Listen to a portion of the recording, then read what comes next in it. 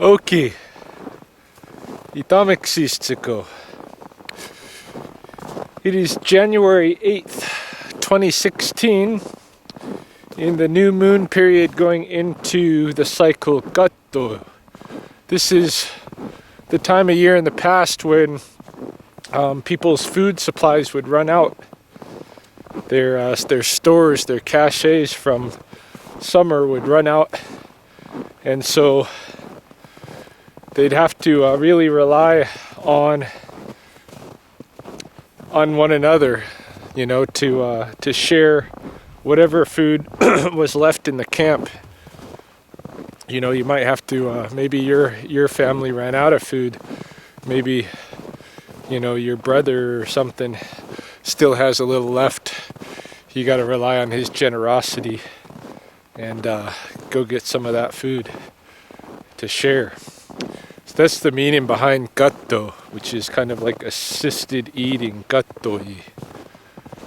I'm out here today in Cottonwood Park, switching gears a little bit, not spopikimi, because starting January 1st, I kind of made a commitment to myself to go down and up the coulees at least once a day, you know, just as a little extra exercise to be able to hike in the coulee or run in the coulee or what have you, but at least go from the rim down to the river and back up every day. And I've been doing that mostly around my house, and so I've been running it pretty much every morning and having a look at what's going on at Spopikimi. So I thought I'd shift up today because it's 25 degrees below zero and I didn't want to run this morning, but I still need to get my coulee time in. So I thought I'd come out here to Cottonwoods.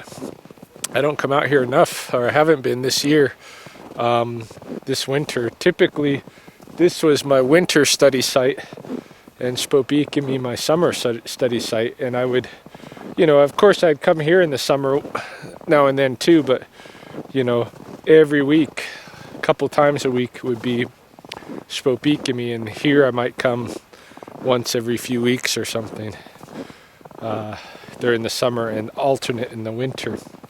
Anyhow, today I'm out here, so I'm going to show you anything that I run into that's interesting while I take my hike and try to stay warm. Yeah, 25 degrees below zero, that's about minus 11 Fahrenheit for those in the States, or so pretty darn cold. In fact, I got to keep the video camera's battery in my pocket, or the camera will soon not work. I got to keep it warm in my pocket in order to even film out here. Pretty darn cold. I've brought a really big piece of venison roast, which I'm going to offer over by the river for the magpies, the coyotes, whoever wants to take it, you know, eagles. But yeah, I'm going to bring that out there because on days like this, I think it's important to share food with the animals too. Their caches have probably run out as well. That concept gattoi extends beyond the humans. So yeah, we'll see what we come across. Yes, I'm just headed down the slope here. I come across something kind of cool. Right here, don't know if you can see it, but there is an area where somebody's been sleeping. Look at that big pile of droppings. You got that there, and then also right here next to me you got another one. Okay. So what's going on here is either pheasants or partridge.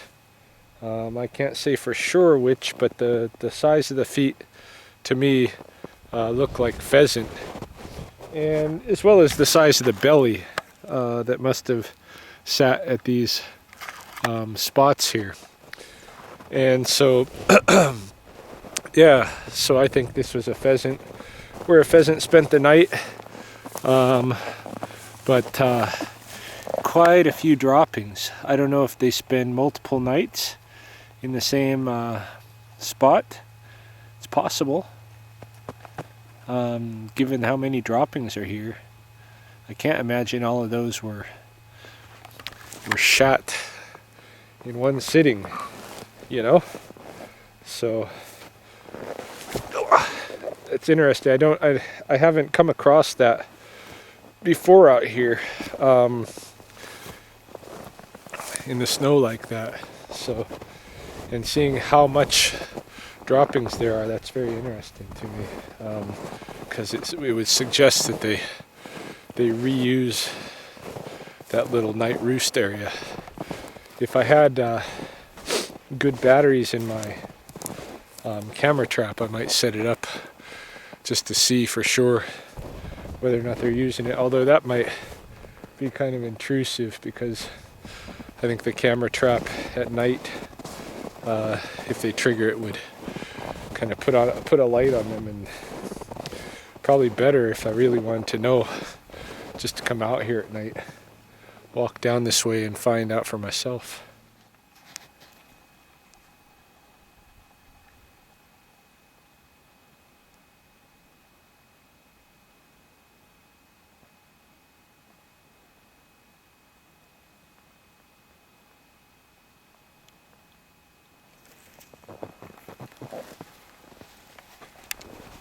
Just down here in the floodplain forest now.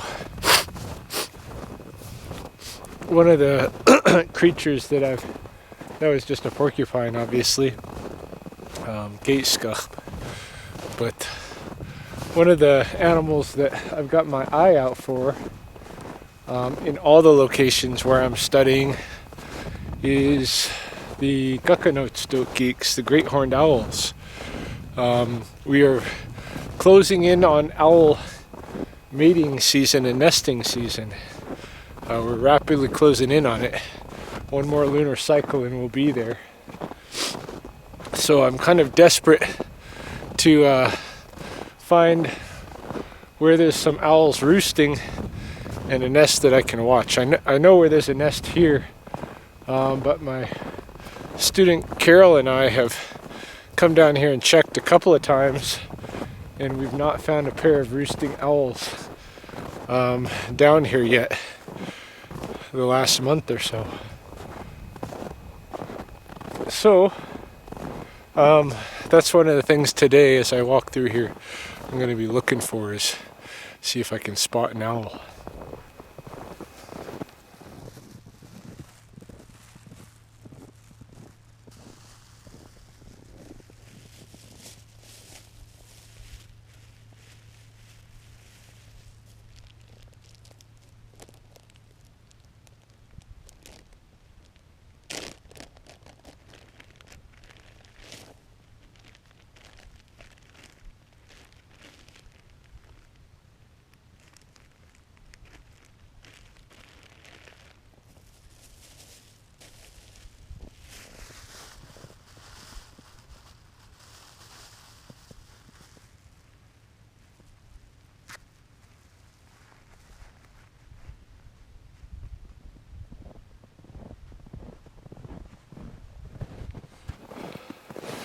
So I've just left my offering of big venison, big chunk of a venison hindquarter out on the ice, and I left my GoPro camera there so I can see who comes and gets it. I know for sure the magpies are going to show up. They're probably going to be the first in line, unless there's been coyotes trailing me, which is very possible. Carrying that big roast, the scent of blood would have definitely been in the air around me as I've been walking around today. So it's very possible the coyotes have been trailing me, and they might get it first. I used to do this all the time here in Cottonwoods. Bring a chunk of meat just to see what would happen. It's always been my ambition to get an eagle to spot it and come down on it, but that hasn't happened here in Cottonwood. It did happen in Woodpeckers last winter. I got some films of using my camera trap. Got some films of eagles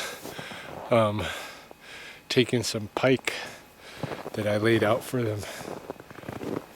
Some of the pike that died in the little South Spring. But yeah, I suspect magpies will get there first, but because there's so much meat, they won't be able to work it very long before they draw the attention of coyotes and, if we're lucky, eagles. And I don't know how long my GoPro will function in this cold either. I guess we'll find out.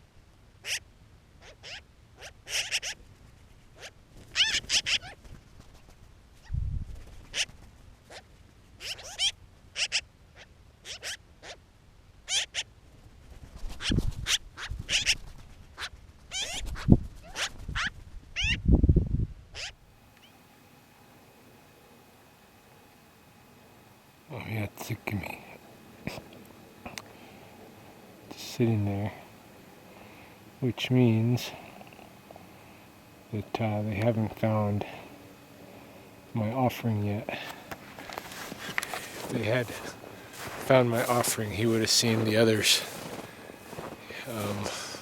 flying over there, and he'd be on his way there himself. So it's taking a little time. We'll see if by the time I get a view of the river again, whether or not anything's happened.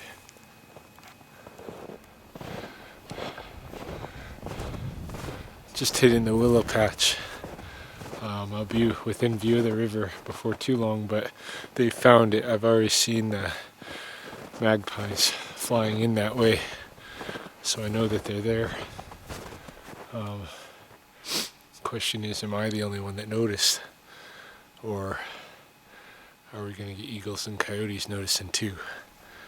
Yeah, I just saw another magpie heading over there. So if they draw my attention, and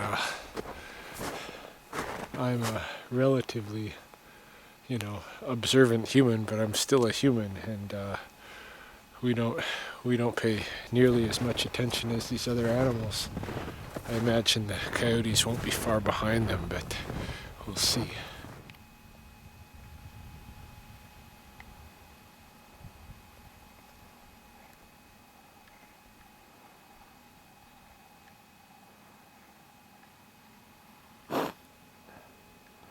It's one of the pools, geese,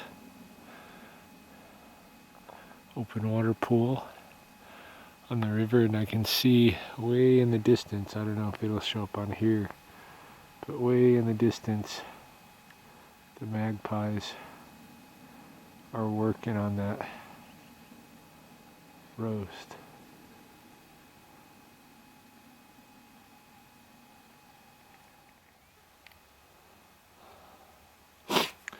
Thought I would climb up here on the side of this cliff so I could get a look at these awesome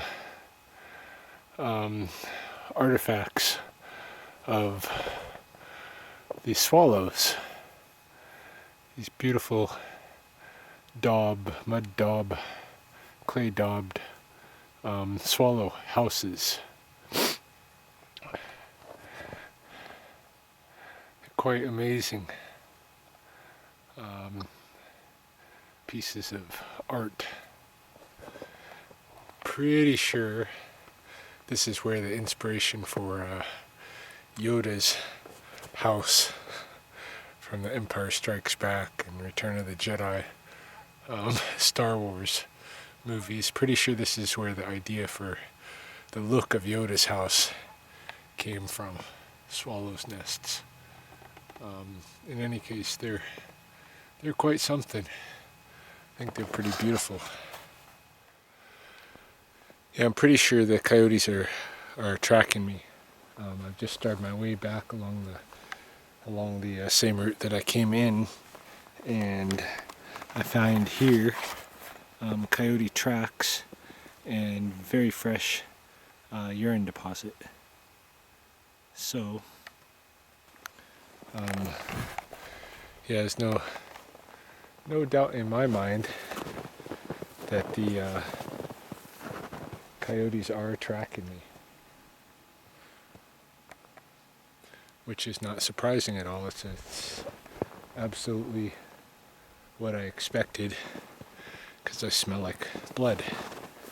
But that's okay. In the daylight, my experience has been that they might track me like this. They might follow me around out here, but they are not going to make any moves on me. In the daylight, it's just too dangerous. If it was night out here, for sure they'd be all over me. But right now what they're doing is they're just keeping their distance, following me, seeing if I drop whatever it is that's bloody or something else that they can eat.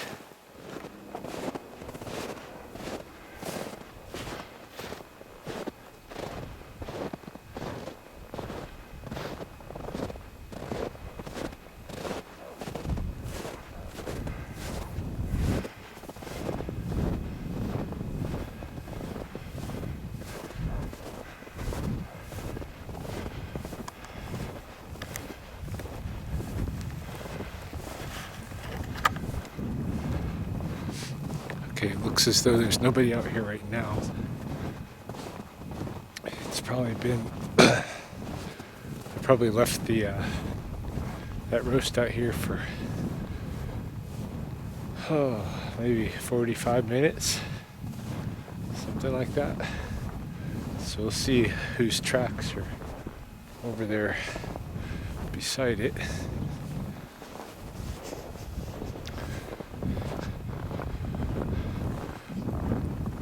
Obviously the magpies will be one.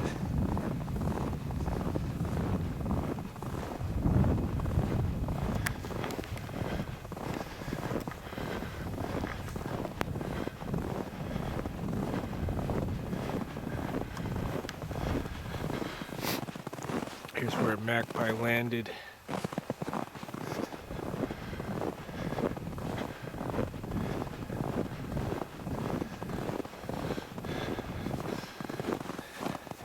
These are coyote tracks, but they could have been out here before.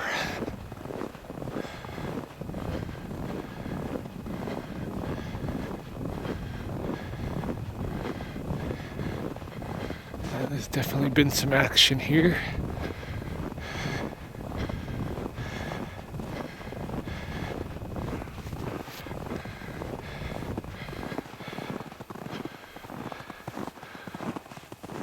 I think these might be fresh tracks. These are coyote.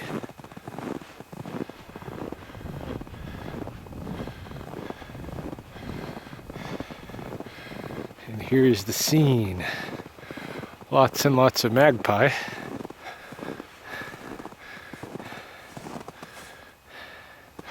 Lots of magpie.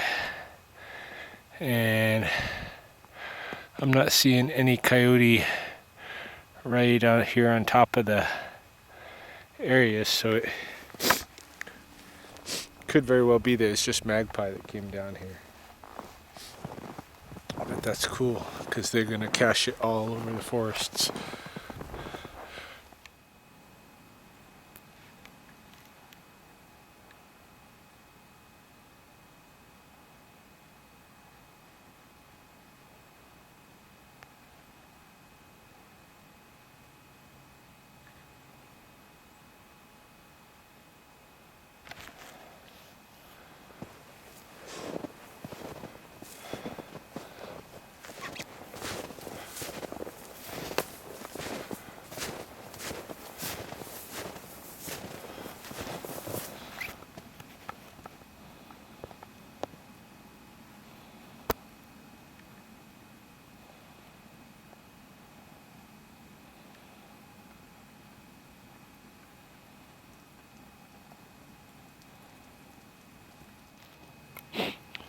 One of the groups of whitetails from the forest was running ahead of me.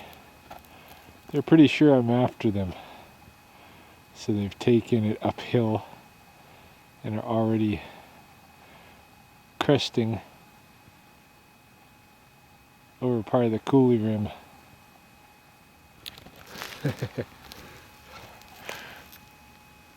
And they're way out there.